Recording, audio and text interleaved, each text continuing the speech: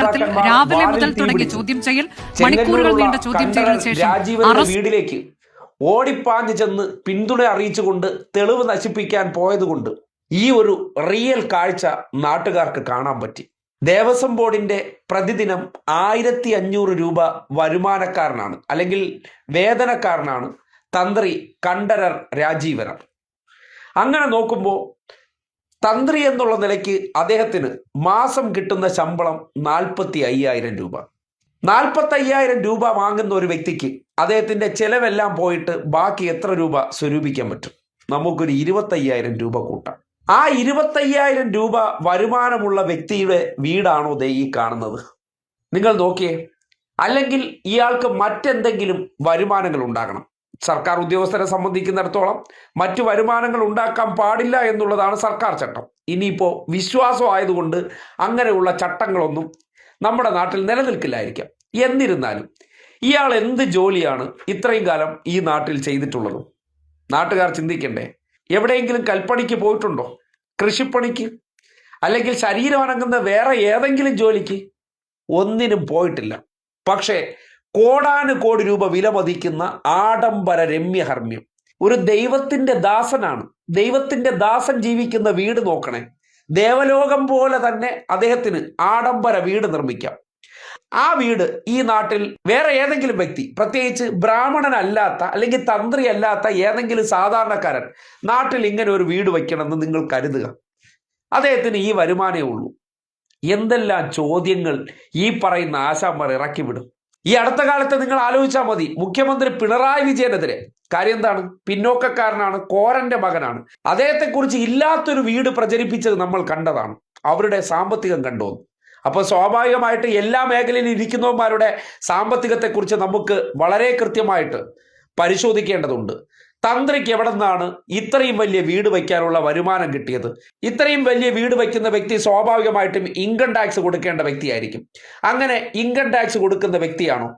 ഈ രാജ്യത്തിന്റെ ഏതെങ്കിലും സാമ്പത്തിക ഓഡിറ്റിന് വിധേയനാകുന്ന വ്യക്തിയാണോ? അതൊന്നുമല്ല. ഒരു നികുതിദായകനുമല്ല.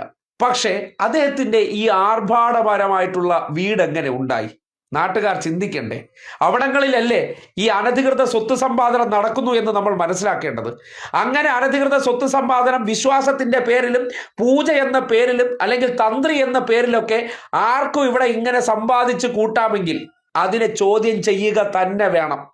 അങ്ങനെ ഈ നാട്ടിൽ സാമ്പത്തിക അസമത്വം ഒരു വിഭാഗത്തിന് മാത്രം പണിയെടുക്കാതെ ലക്ഷക്കണക്കിനും കോടിക്കണക്കിനും രൂപ ആൾക്കാരെ പറഞ്ഞു പറ്റിച്ചും വിശ്വാസത്തിന്റെ മറപിടിച്ച് സാധാരണക്കാരന്റെ മക്കൾ തിന്നേണ്ട പൈസയെ കൊണ്ടുവന്ന് ഇങ്ങനെ ആഡംബര ജീവിതം നയിക്കുന്നുണ്ടെങ്കിൽ ചോദ്യം ചെയ്യപ്പെടേണ്ടതല്ലേ?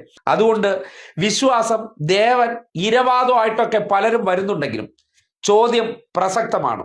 എവിടെന്നാണ് ആഡംബര വീട് വയ്ക്കാൻ 1500 രൂപ ദിവസവേതനക്കാരനായിട്ടുള്ള വ്യക്തിക്കുണ്ടായ പണം എവിടെന്ന്?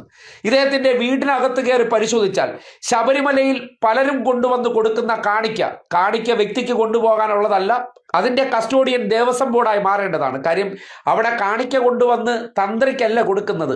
ആർക്കാണ്? ദേവന് കൊടുക്കുന്ന കാണിക്കയാണ്. പലതും വീട്ടിലിരിപ്പുണ്ട്. ഇതിനകത്ത് BJP-ക്കാർ മുണ്ടിനകത്ത് കയറ്റി പല തെളിവുകളും പുറത്തു കൊണ്ടുപോയോ ഇല്ലയോ എന്നൊന്നും നാട്ടുകാർക്ക് അറിയാൻ പറ്റുന്നില്ല.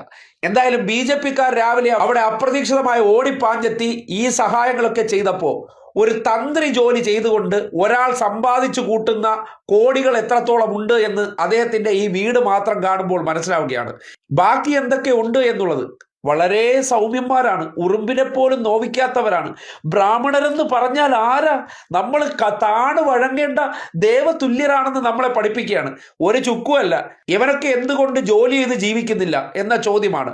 ഇങ്ങനെയൊക്കെ ഈ നാട്ടിൽ ചിലർക്ക് മറ്റുള്ളവരുടെ സമ്പാദ്യം കൊള്ളയടിച്ച് ജീവിക്കാമെങ്കിൽ അതിനെ രാത്രി ഇറങ്ങിയിട്ട് അനുമതിയില്ലാതെ വീട്ടിൽ കയറി എടുക്കുന്നവനെ കള്ള എന്ന് വിളിക്കുകയും ഇവരെ ആ പട്ടികയിൽ പെടുത്താതെ വരികയും ചെയ്യുമ്പോഴാണ് ചോദ്യങ്ങൾ പ്രസക്തമാകുന്നത്.